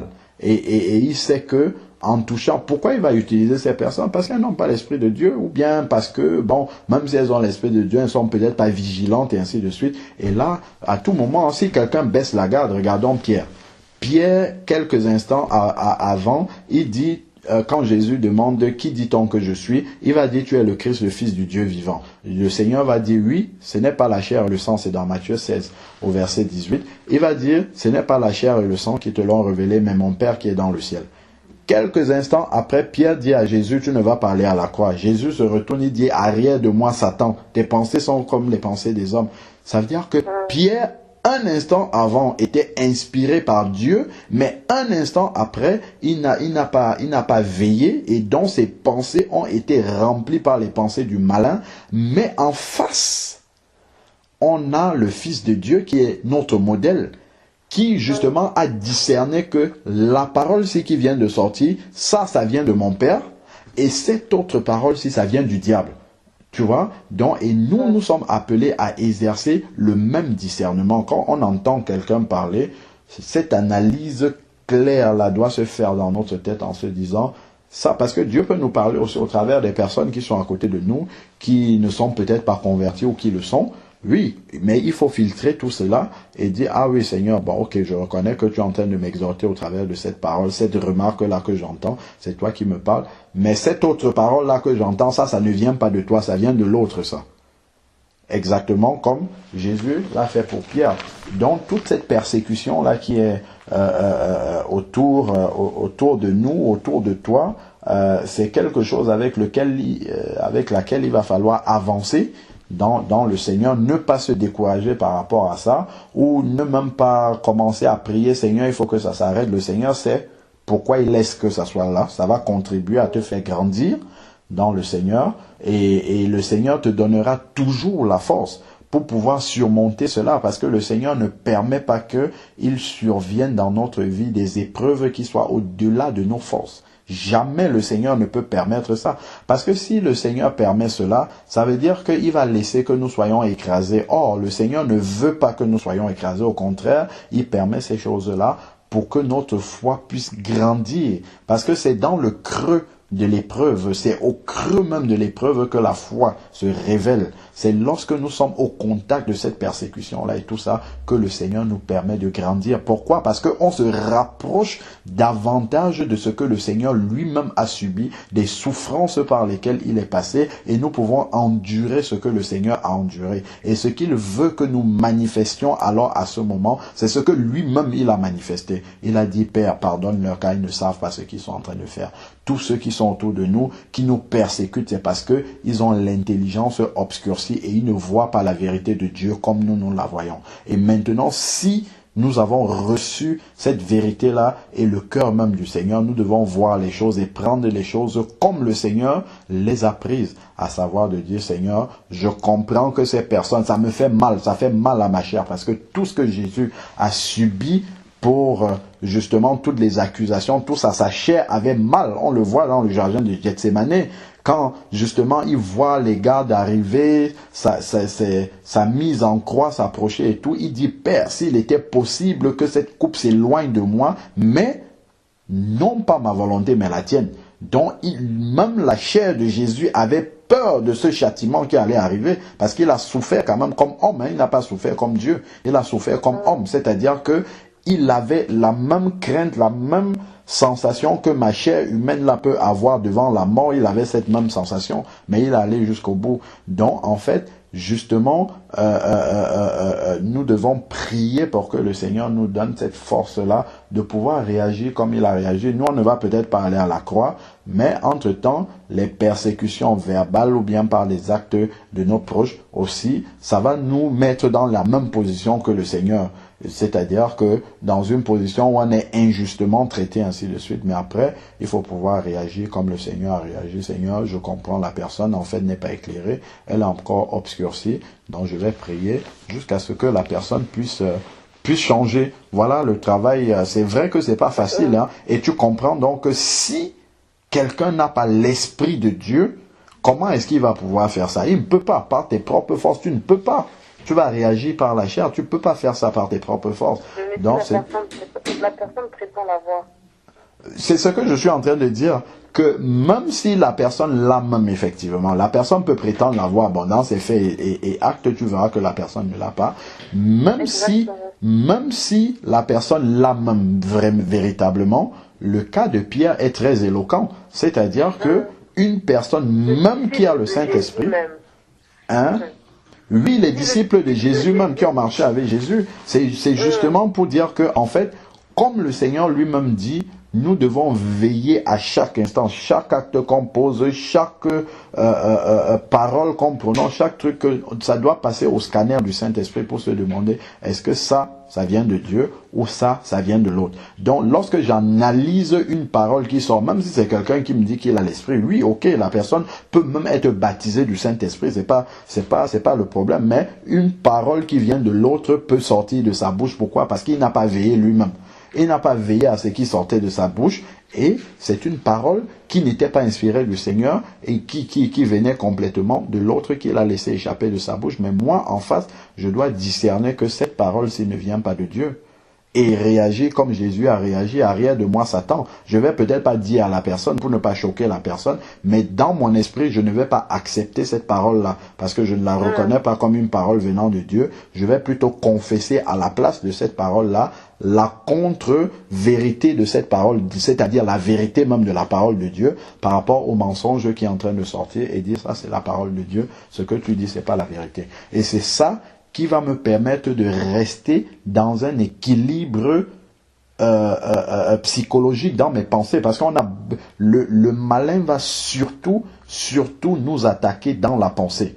Donc, essayer de nous envoyer des pensées mauvaises, ainsi de suite, pour qu'on entre dans un engrenage qui nous permet de ne plus agir comme le Seigneur veut que nous agissions. Donc, si nous tombons dans ce piège, il va nous amener sur un autre terrain. Mais si nous restons fermes par rapport à la parole de Dieu, nous confessons la vérité de la parole de Dieu, il va essayer de nous attaquer sur un autre plan. Donc, ça, c'était juste une parenthèse pour dire que dans tout ce travail-là, quand on commence à cheminer véritablement vers le Seigneur, si justement le malin se déchaîne autour de nous, il faut savoir que c'est bon, on a pris le bon chemin. C'est la réaction normale que ça attire. Il n'y a pas les persécutions, donc c'est que c'est pas bon? Non, c'est juste pour dire que les persécutions, c'est la confirmation que justement là, c'est très très bon. Bon, s'il n'y a pas de persécutions, ça dépend qui tu fréquentes. Il faut justement réanalyser sa vie spirituelle et se demander, est-ce que dans ma vie spirituelle, je ne fais pas les compromis? Parce que la façon la plus simple d'éviter les persécutions, c'est de faire les compromis. C'est-à-dire que quand tu arrives au devant d'une situation où si tu affirmes ta position chrétienne, on va te persécuter pour ça. Qu'est-ce que tu fais? Tu fais un compromis, c'est-à-dire que tu évites de prendre la position chrétienne que tu sais pourtant que la Bible te demande de prendre. Tu ne vas pas la prendre, tu vas te taire ou bien tu vas te défiler, te détourner ou accepter que, bon, de marcher sur les voies que tout le monde emprunte, qui n'est pas la voie de Dieu, juste pour éviter que la persécution vienne. Et il y en a qui font ça et justement, eux, ils n'ont pas de persécution dans leur vie. Mais le moment venu, ils verront justement qu'ils n'auront pas suffisamment d'huile. Moi, je pense qu'il y en a pas. Oui, bien sûr, bien sûr. C'est sûr et certain. Bien sûr, ils verront qu'il n'y a pas suffisamment d'huile dans leur lampe à ce moment-là. Quand ils auront besoin de l'huile, il n'y en aura pas suffisamment. Donc, justement, la repentance avec les versets qu'on a lus, c'est vraiment la solution biblique qui délivre totalement et qui coupe tous les liens ancestraux. Donc, quand quelqu'un est véritablement né de nouveau et qu'il a coupé surtout, c'est ça le problème. Comme on l'a dit dans Proverbe 28 au verset 13, il faut que la personne coupe les liens. Donc, s'il pratiquait les trucs de tradition au village, tous ces trucs-là, les veuvages, tout, il doit couper avec tout ça. Vivre merci comme un enfant de Dieu. Tout ça, là.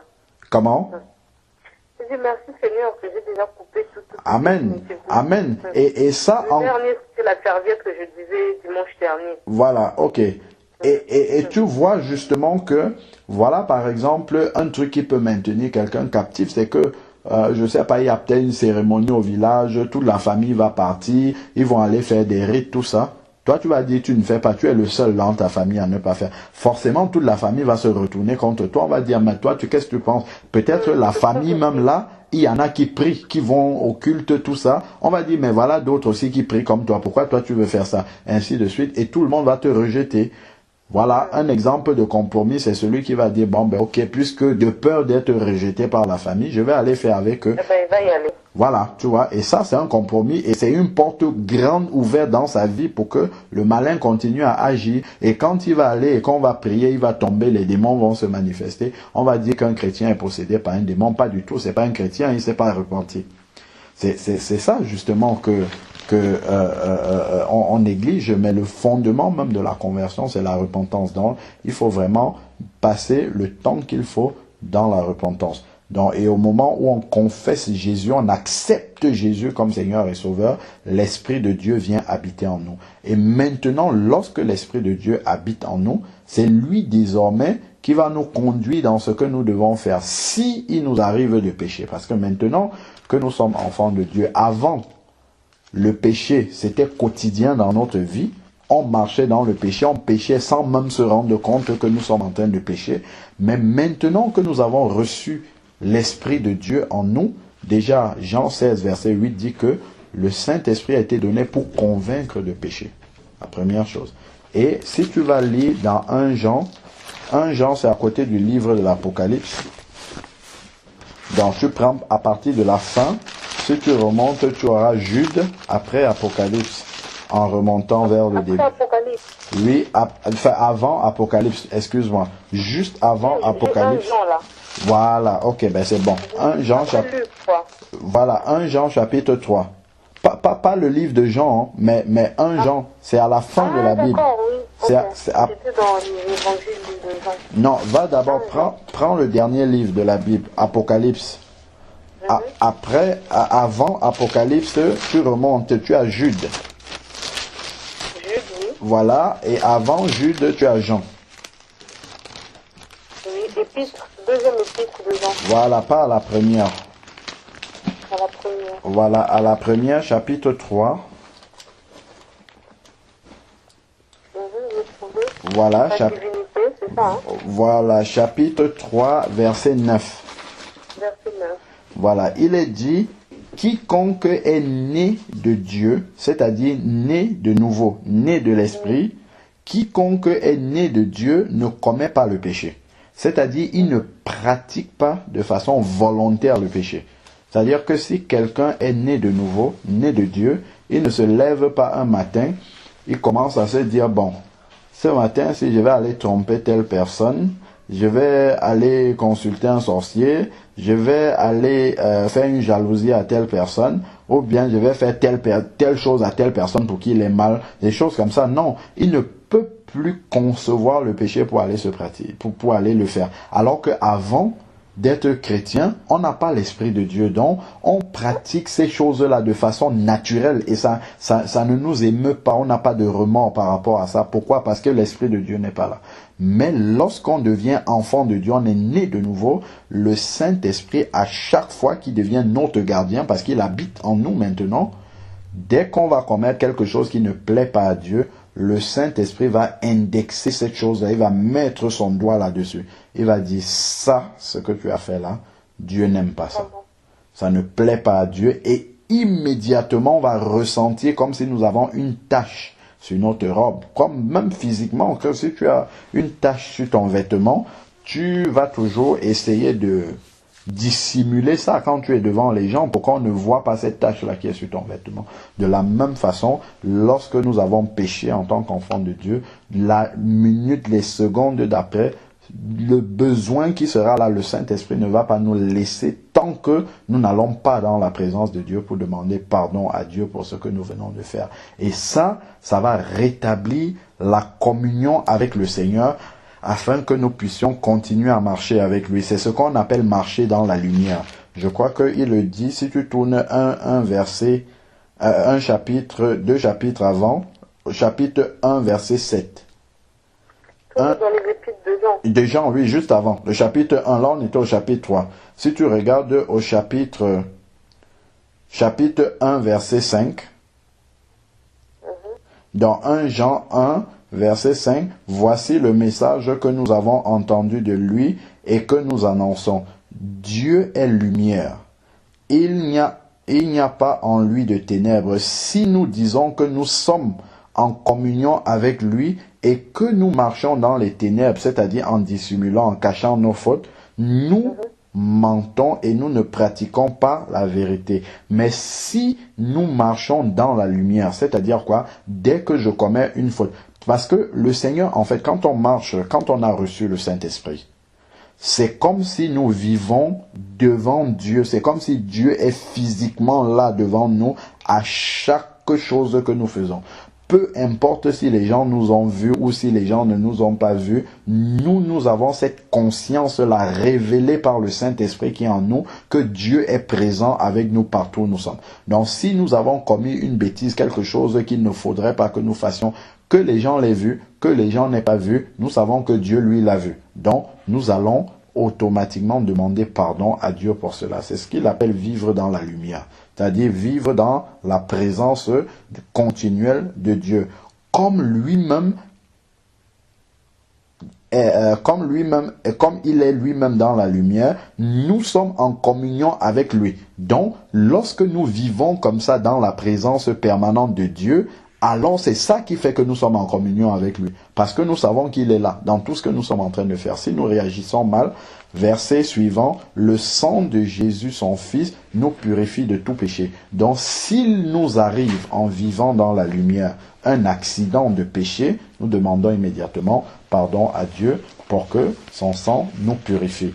Et on retourne au chapitre 3, verset 10 maintenant. C'est là qu'on va voir toute la différence.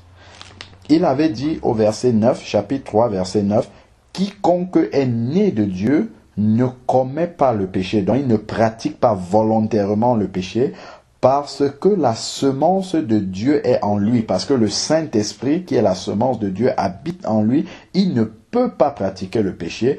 Pourquoi? Puisqu'il est né de Dieu. Donc ça, c'est une preuve que quelqu'un est véritablement né de l'Esprit et a le Saint-Esprit en lui, c'est qu'il ne pratique pas volontairement le péché. Il ne va pas pécher consciemment. Verset 10 maintenant.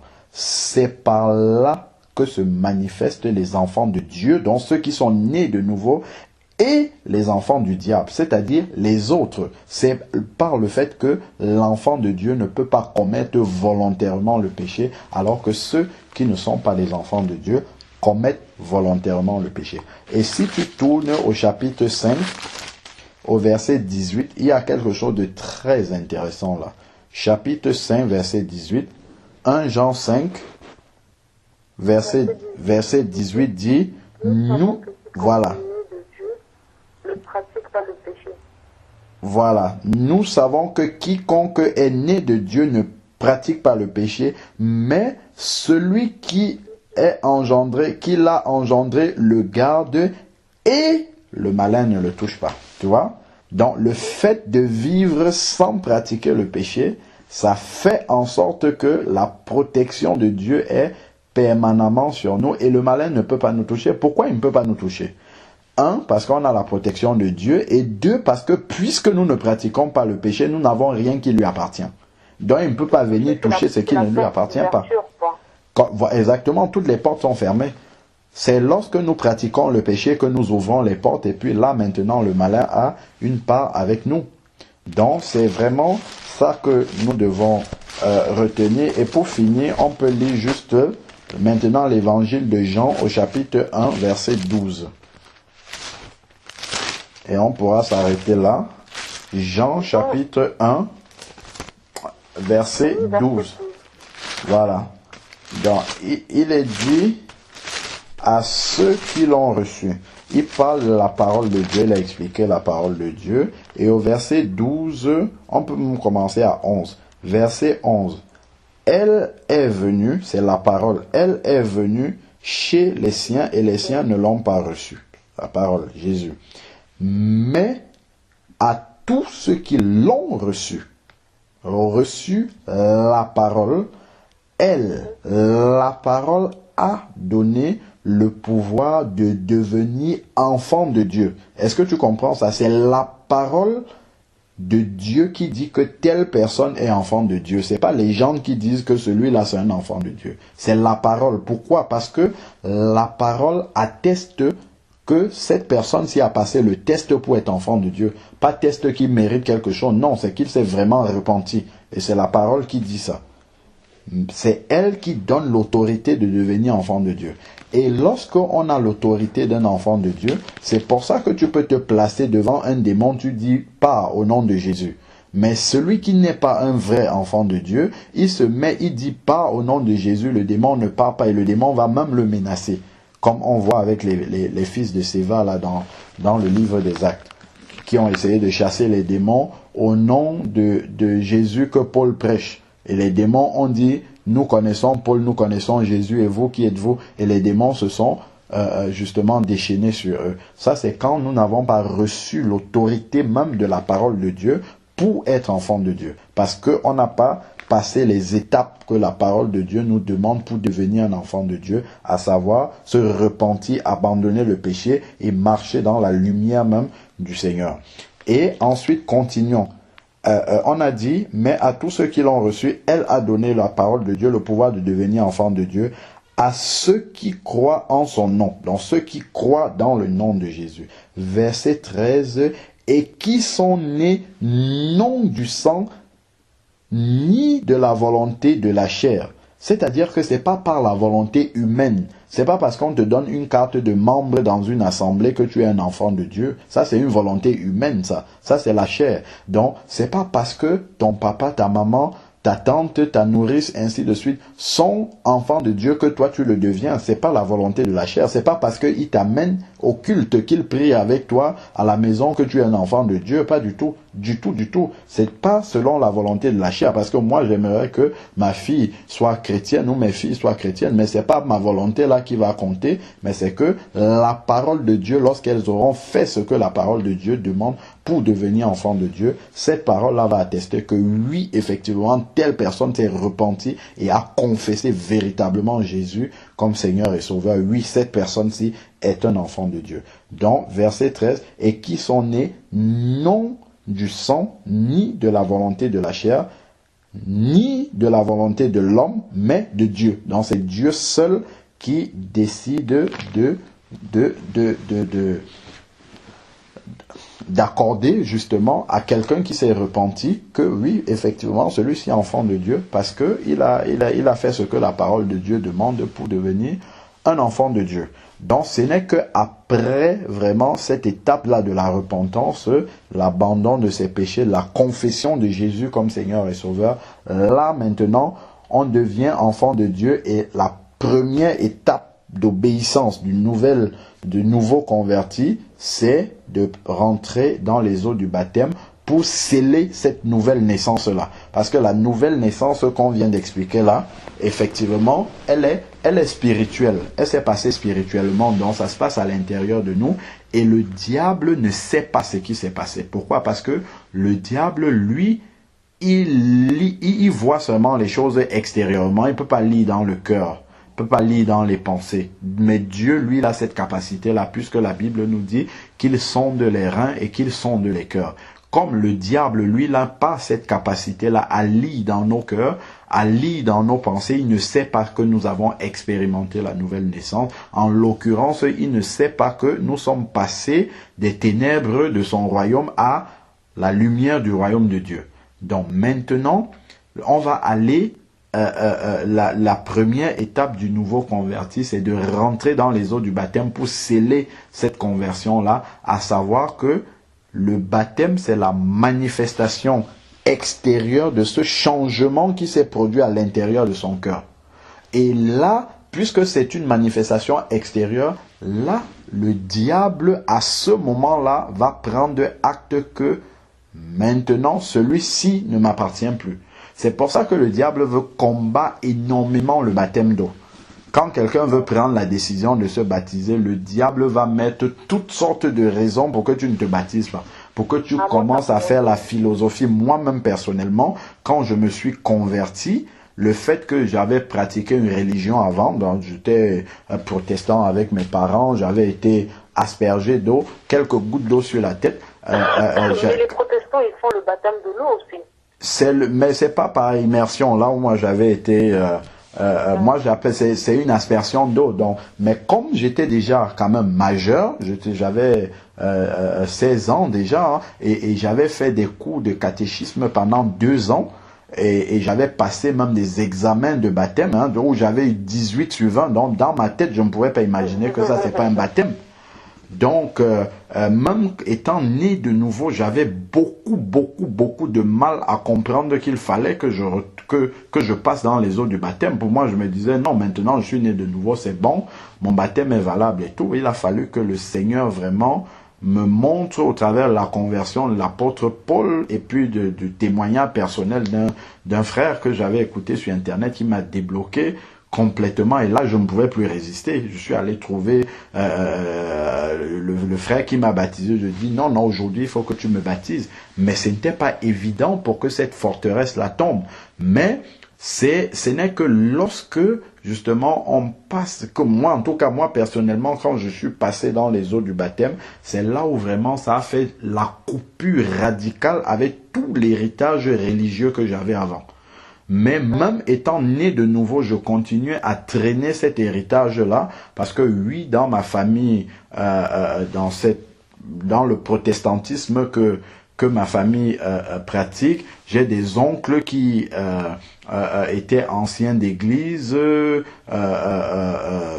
un oncle même qui a traduit la Bible dans mon patois, qui était pasteur, tout ça, et donc je me disais, mais tout cela, ils ne peuvent pas s'être trompés, quand même, c'est trop. Mais moi, personne ne s'était jamais baptisé par immersion dans ma famille. Je disais, mais toi, tu viens d'où avec ça?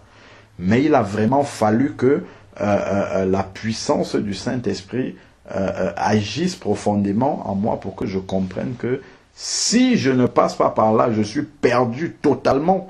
Totalement, je ne fais pas partie du corps de Christ. Parce que c'est ça qui va me faire entrer véritablement dans le corps de Christ. Sinon, il me manque une étape indispensable. Quelqu'un qui dit qu'il est né de nouveau ne peut pas refuser le baptême d'eau. C'est pas possible. S'il refuse le baptême d'eau, c'est qu'il n'est pas né de nouveau. Ça va de soi.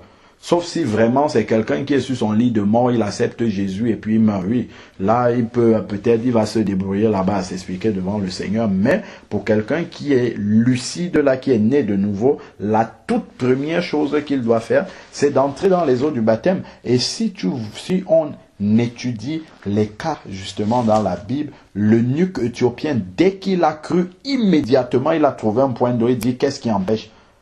Qu'est-ce qui empêche? Les 3000 le jour de la Pentecôte, une fois qu'ils ont cru, faut tout le monde plonger dans les eaux du baptême. Lorsqu'on regarde, je crois c'est dans dans le livre des Actes là,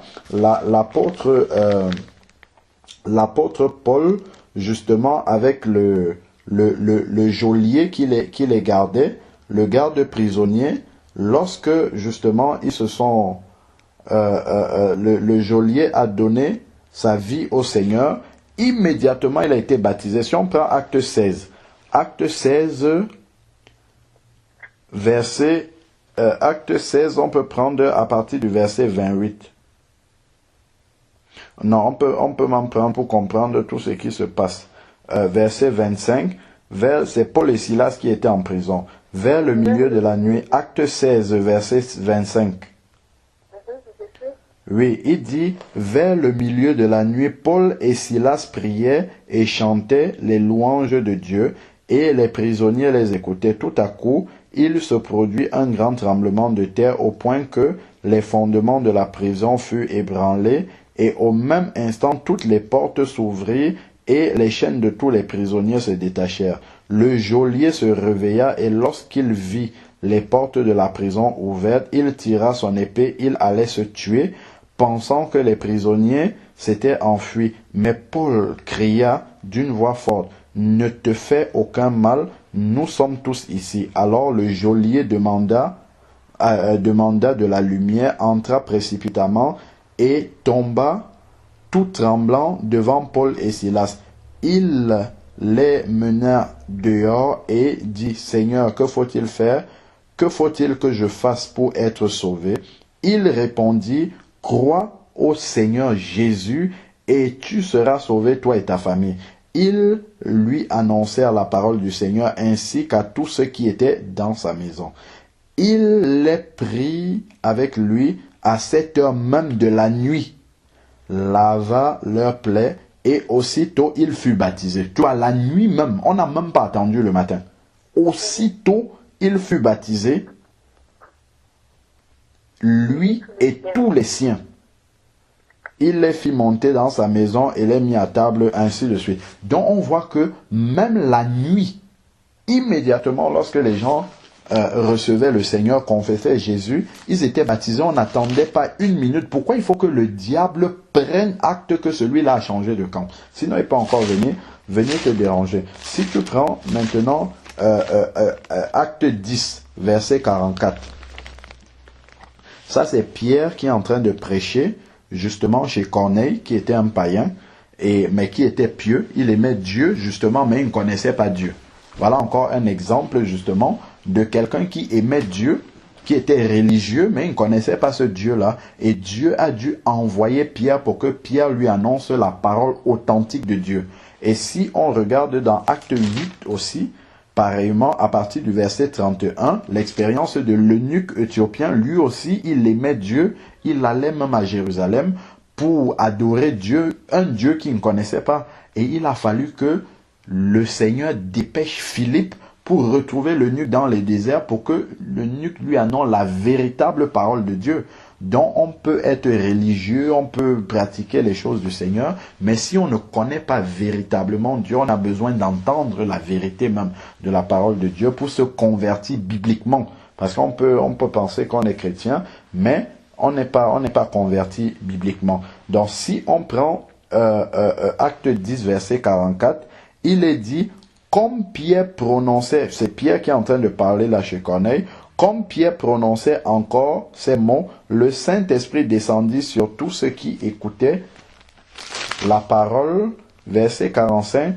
Tous les croyants circoncis qui étaient venus avec Pierre furent étonnés de ce que le don du Saint-Esprit soit aussi répandu sur les païens, car ils les entendaient parler en langue et exalter Dieu. Verset 47, regarde la réaction de Pierre.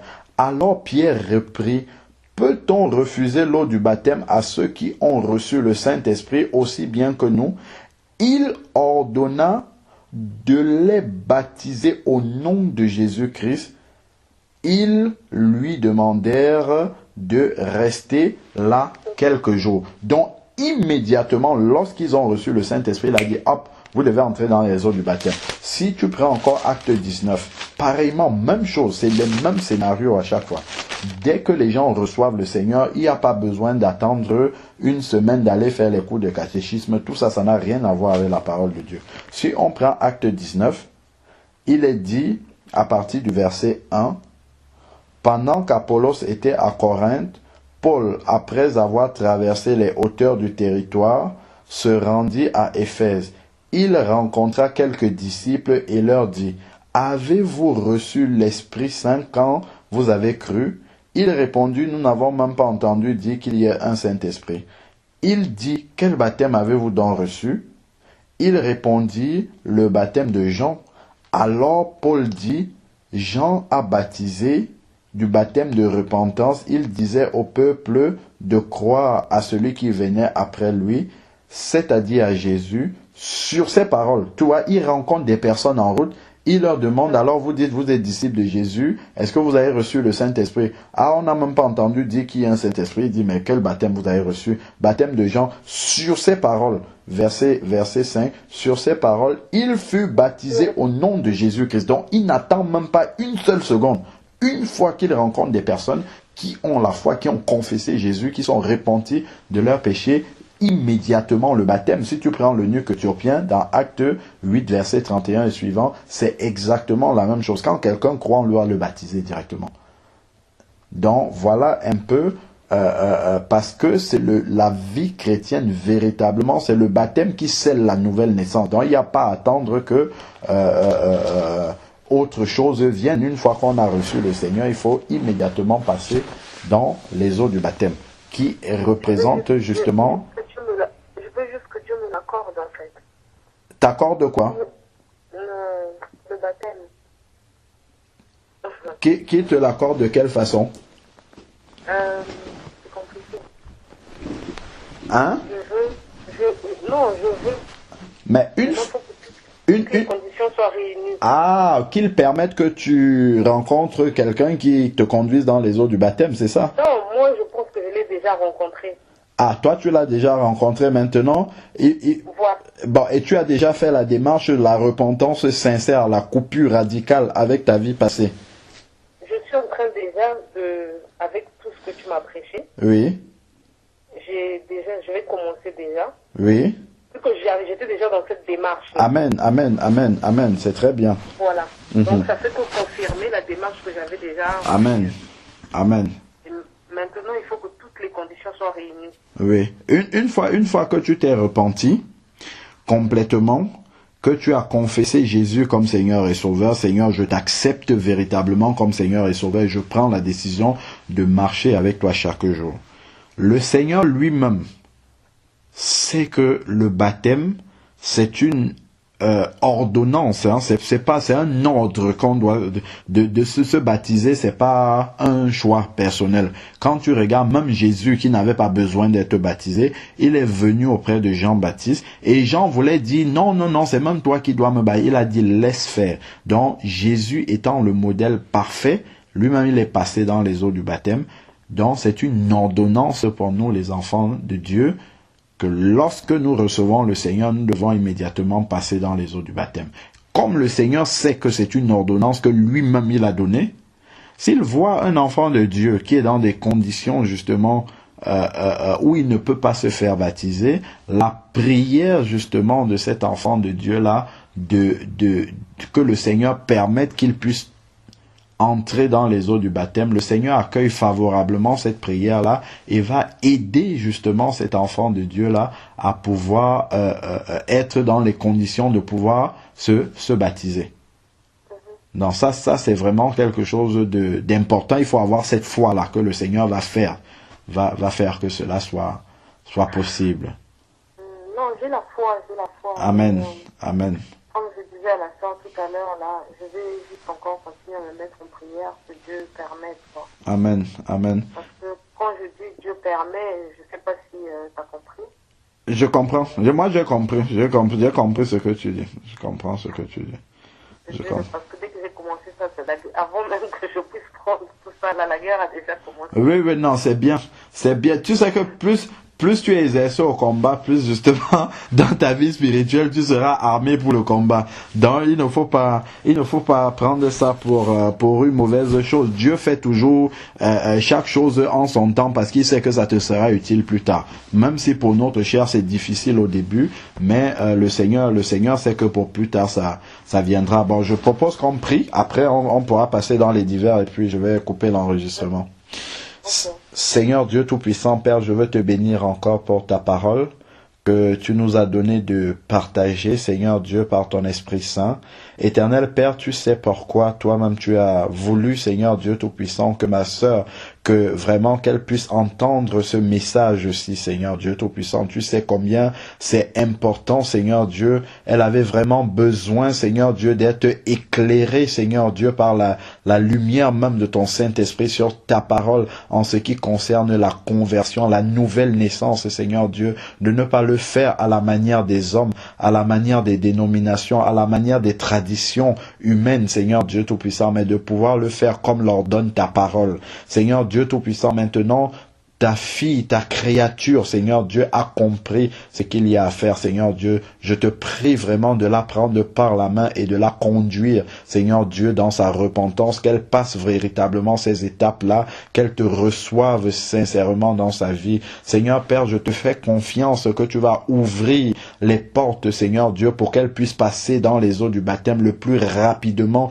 Seigneur Dieu, Seigneur, qui sera possible, Seigneur Père, afin de véritablement, Seigneur Dieu, être complètement, Seigneur Dieu, intégré dans le corps de Christ, Seigneur Dieu, et pouvoir marcher, Seigneur Dieu, comme toi-même tu veux qu'elle marche, Seigneur Père. Je te prie de la fortifier dans ses combats, Seigneur Dieu Tout-Puissant, de l'encourager encore, Seigneur Dieu, à ne pas baisser les bras. Au contraire, plus la bataille fera rage, Seigneur Dieu, que tu l'encourages encore à aller de l'avant, Seigneur Dieu, parce que c'est au prix de sa consécration, Seigneur Dieu Tout-Puissant, que tu vas lui permettre de remporter toutes les batailles, Seigneur Dieu, dans lesquelles elle est engagée, Seigneur Dieu Tout-Puissant. Merci infiniment, parce que s'il manque quelque chose, Seigneur Dieu, dans tout ce que nous avons partagé ce soir, Père, que ton Esprit Saint puisse, Seigneur Dieu, le lui expliquer encore en détail, en profondeur, Seigneur Dieu Tout-Puissant, afin que tout se fasse complètement comme l'ordonne ta parole, Seigneur, au nom puissant et glorieux de Jésus-Christ. Amen.